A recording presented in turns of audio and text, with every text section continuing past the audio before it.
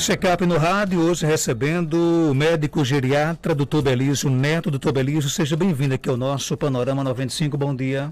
Bom dia, Marcos, bom dia, Geraldinho, bom dia a todos aqueles que nos ouvem, nos assistem. Prazer mais uma vez estar por aqui falando sobre saúde na terceira idade. E o nosso tema de hoje, envelhecimento saudável e o diabetes. E aí?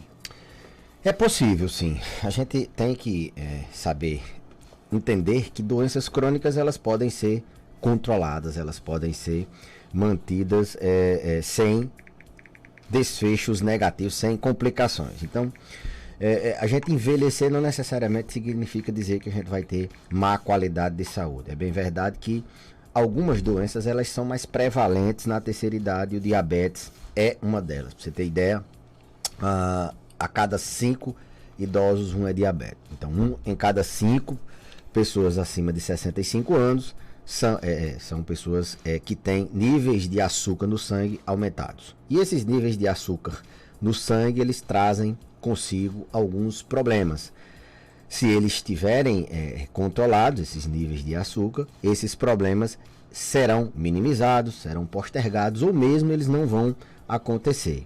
Então, é possível sim envelhecer com saúde, mesmo com diabetes. Mas a ideia é que a gente previna a doença, previna que ela se agrave, previna que ela traga as complicações. O próprio nível de açúcar no sangue aumentado, e isso em virtude de herança genética, tem um fator genético bem importante para que a gente possa desenvolver diabetes. Um dos fatores de riscos mais importantes é a genética. Alguém que tem na família diabetes, o risco dessa pessoa ter é maior do que quem não tem o traço familiar dos níveis de açúcar no sangue aumentados.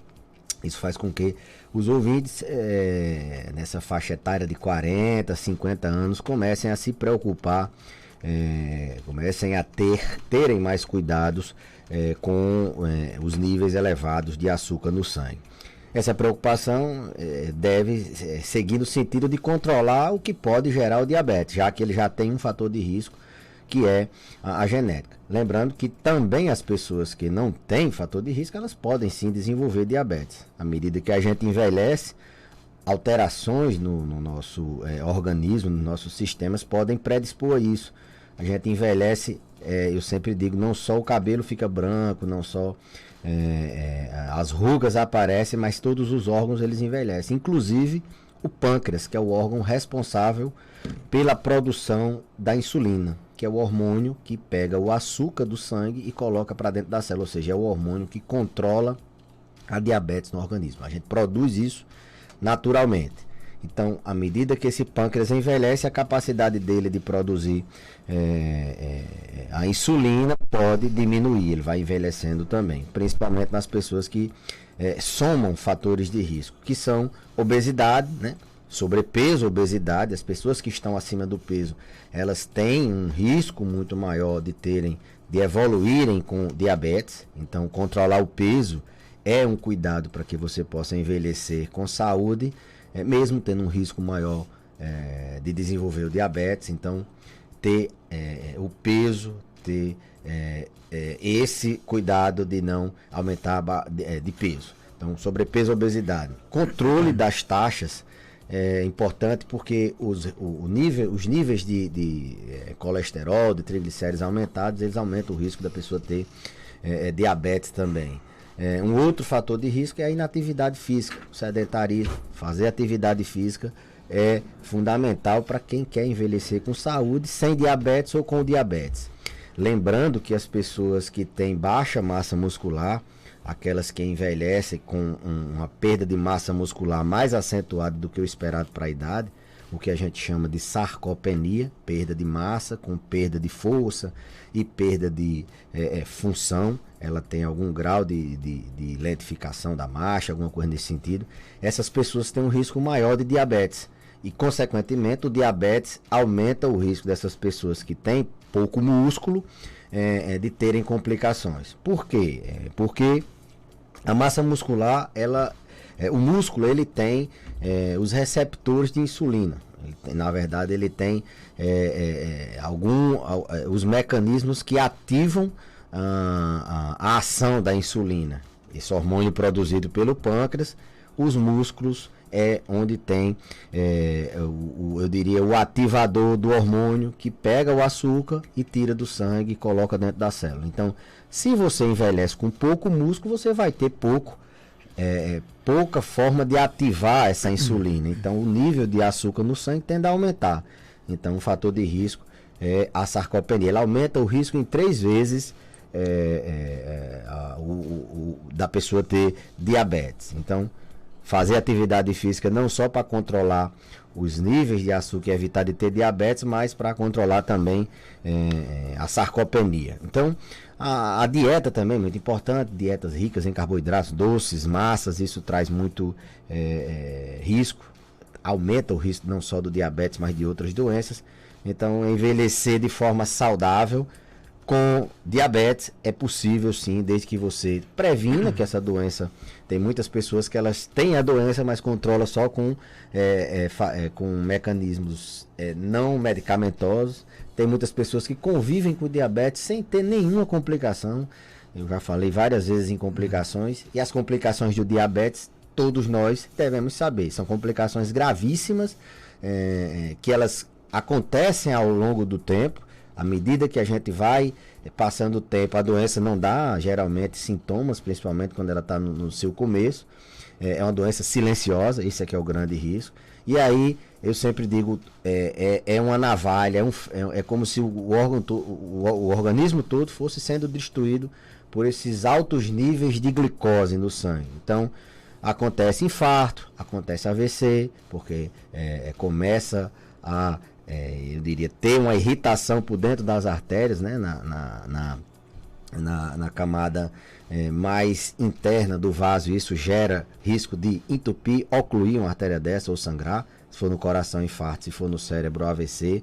O rim começa a ser agredido, o paciente entra em insuficiência renal.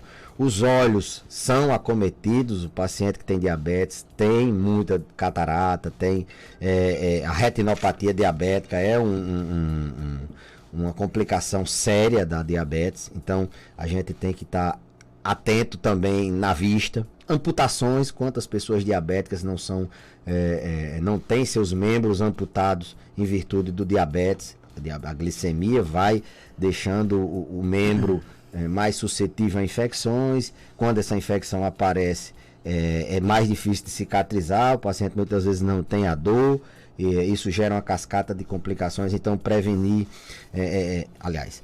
amputações também são complicações. E aquelas complicações geriátricas, né? Quem é idoso diabético, ele naturalmente toma mais medicamento, e a gente sabe o risco da polifarmácia. Muitos medicamentos geram um risco de reações adversas, geram riscos de outras complicações. Então, há o risco direto na saúde do idoso. Diabetes aumenta risco de quedas, pelas hipoglicemias, pela interação com outros medicamentos, pelas complicações que ele gera nos membros, de perder a sensibilidade, complicações vasculares. Diabetes gera incontinência urinária, que é uma síndrome geriátrica, a perda de xixi, níveis de glicose aumentados fazem com que a pessoa urine mais. Dá mais demência. Quem tem diabetes tem um risco maior de ter doença de Alzheimer, tem um risco maior de depressão, risco maior de infarto, risco maior de fragilizar e ficar em cima de uma cama com síndrome de mobilidade. Então, as complicações são gravíssimas. O ouvinte pergunta aqui, além do açúcar, o que mais o diabético deve evitar? Evitar ficar parado, sem fazer atividade física. Eu acredito que ele perguntou Talvez a alimentação, questão da dieta, né? Então, eu fui falar de outras coisas, mas na dieta, açúcar, massas, principalmente as massas industrializadas. Na verdade, todas as massas, elas tendem a ser industrializadas. Alimentação rica, doces, né? Massas, doces, frituras, elas têm um potencial de aumentar o risco de colesterol, e esse colesterol ele se armazena, e armazenando, consequentemente, vai aumentar o risco de diabetes. Então, massas, doces são as principais medidas de se evitar o diabetes. E tudo aquilo que gere sobrepeso. Abraçar aqui o nosso amigo Ariolan Fernandes, na escuta aqui do nosso programa. Um forte abraço para ele, viu? Doutor Belísio, o ouvinte quer saber o seguinte: por que geralmente a diabetes ela atinge mais a pessoa idosa? Como eu falei, Marcos, ela é uma doença que ela vai, ao longo do tempo, se desenvolvendo.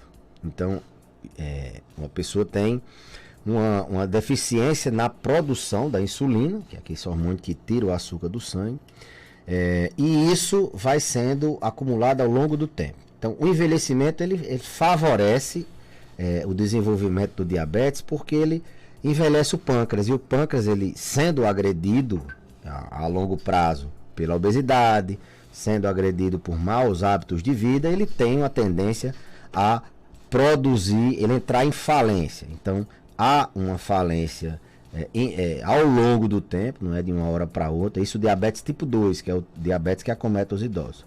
Diabetes tipo 1, o paciente já nasce com um mecanismo de não produção de insulina. Então, diabetes tipo 2 acomete mais os idosos, porque os órgãos que atuam no mecanismo de controle da glicose vão envelhecendo.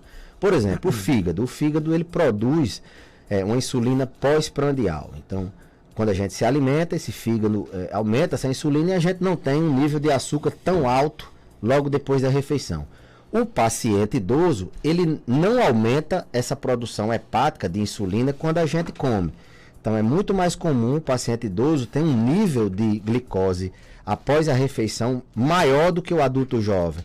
Às vezes a gente até não consegue fazer o diagnóstico simplesmente pela glicemia de jejum, a gente faz o diagnóstico pela hemoglobina glicada, que é um exame que mede nos 3 últimos meses como variou essa glicemia. A gente faz esse diagnóstico porque o idoso ele controla o jejum, mas depois da refeição ele tem uma deficiência de controle nessa açúcar depois da refeição. Então, nesse açúcar no sangue depois da refeição. Então, o envelhecimento ele favorece o aparecimento de diabetes. Então, se você tem uma predisposição, se você acumula fatores de risco ao longo da sua vida, o envelhecimento ele vai ser só o gatilho que vai sendo acionado, ele vai colocar você numa faixa de doença. Naquela linha de o que não pode fazer, no caso, você até queria também que saia um pouco dessa questão da alimentação, que é muito importante. Ficar parado jamais. Jamais. Como eu falei, o músculo ele tem uma ação importantíssima no controle da glicose, porque ele tem os receptores GLUT4, que a gente chama, que são os receptores que ativam esse hormônio produzido pelo pâncreas, que vai pegar o açúcar e baixar. Então, se você tem pouco músculo, você vai ter pouca ativação da insulina, logicamente seu açúcar vai ficar aumentado. Não adianta só ter massa em geral, você tem que ter massa muscular também. Então, a atividade física, principalmente a musculação, ela é muito benéfica para controle da glicose. Por isso que a gente sempre orienta, modifique seus hábitos e faça alguma atividade física, exercite seu músculo, que você vai baixar os níveis de glicose. Esse é só um dos mecanismos, na verdade é o principal. Doutor Belísio, minha sogra tem 73 anos, uma diabetes muito alta, está perdendo a força nas pernas. Ela não aceita deixar o açúcar, e agora? É uma das dificuldades que a gente tem num paciente que descobriu a diabetes.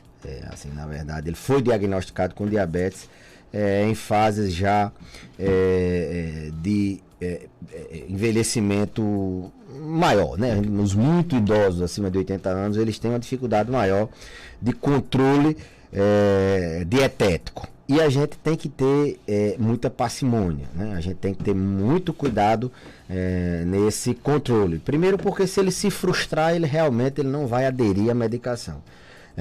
Então você tem que... Depois, porque o idoso ele tem um risco maior de desnutrir. E às vezes a dieta, a orientação alimentar que a gente faz, logicamente a melhor orientação é feita pelo profissional, pelo nutricionista, ela pode ser entendida de uma forma diferente e o paciente entender que é para ele entrar numa dieta muito restritiva. Então, nesses casos, a gente tem que a arte do convencimento e mostrando os riscos que o diabetes, exemplos de outras pessoas que amputaram a perna, que tiveram AVC, que fazem diálise.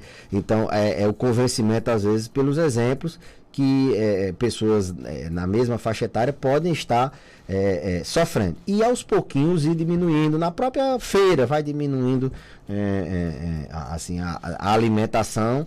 Nesses pacientes a gente assim, a gente atua mais com os medicamentos, a gente utiliza mais os medicamentos para controle da glicemia. E aí depois a gente vai tentando convencê-los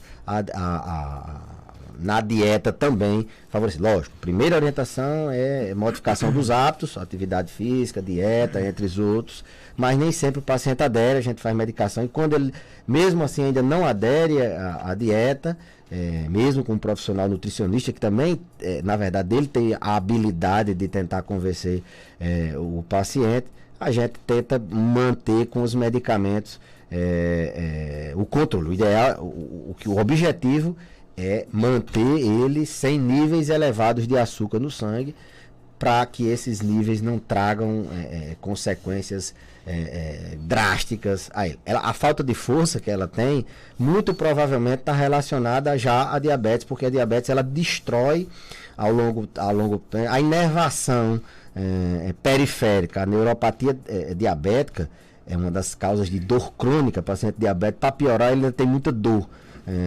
Porque eles destroem a inervação e isso faz com que os músculos não sejam ativados. O nosso músculo é ativado por nervos. Então esse nervo destruído não leva o paciente a ter força e ele tem realmente uma perda de força nas extremidades.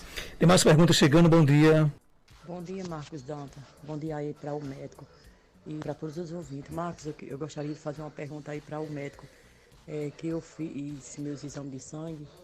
A única taxa que deu alta foi a triglicérides, sabe? Deu 398. Eu gostaria de saber do médico se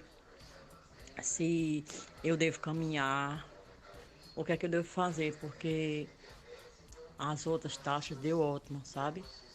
A glicose minha deu 60 e o colesterol deu 100 e pouco. Só o que deu alta foi o triglicérides. Eu gostaria de saber do médico o que é que eu poderia fazer. Sim, Marcos, eu esqueci de falar também, nesse áudio que eu mandei agora, que eu sou hipertensa e estou com a triglicérides alta. E aí, doutor Belísio? Um bom exemplo de que paciente idoso que tem diabetes, ou aquela pessoa que está envelhecendo e tem diabetes, ele não só é a diabetes, não. Ele é o paciente que tem a diabetes, ele também tem a hipertensão, ele também tem outras patologias que são consequências ou não do diabetes, mas que elas podem uma se juntar com a outra e piorar os efeitos de cada uma. Por exemplo, diabetes e hipertensão são duas doenças que, quando juntas no mesmo paciente, elas aumentam em muito todos os riscos da doença, das duas doenças, né?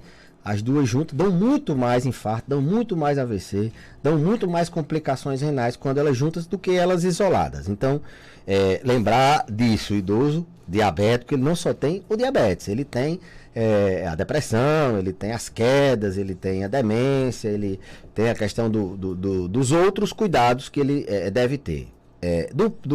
Com relação à taxa de triglicérides, a gente, no paciente hipertenso, no paciente que tem risco de ter diabetes ou que ele é diabético, a gente tem um controle individualizado, né? Ela tem só a taxa de triglicérides. Triglicérides é uma taxa relacionada ao consumo de massas ou a uma genética favorável à hipertrigliceridemia. Sua complicação mais temida é a pancreatite.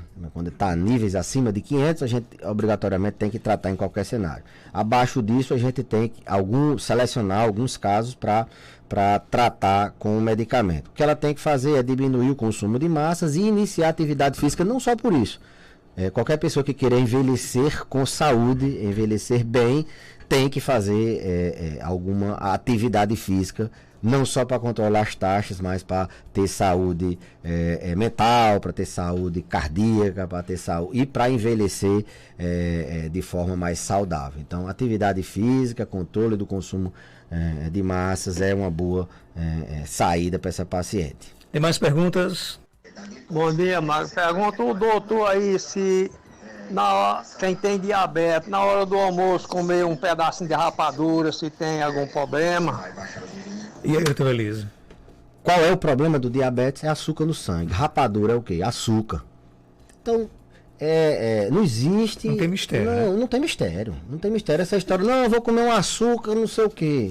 Vou comer só uma rapadura. Tem que modificar o hábito, certo? Rapadura e diabetes são duas coisas que não combinam. Não estou querendo ser intratante com o paciente, não. Não, esqueça isso. Vá tentando diminuir, porque açúcar, doce, rapadura são alimentos que vão contra a diabetes. Se você é diabético, a primeira recomendação é você evitar açúcar, doce. Rapadura é doce. Depois do almoço. E outra coisa, depois do almoço, depois de uma refeição, quando a gente tem essa avidez por doce, isso é a insulina agindo. Então a gente muito provavelmente já está tendo algum grau de intolerância à glicose. Então fiquem atentos, é um sinal indireto de que quando você tem essa avidez, essa vontade de comer doce após o almoço, você pode estar tendo já um sinal de que seu açúcar está...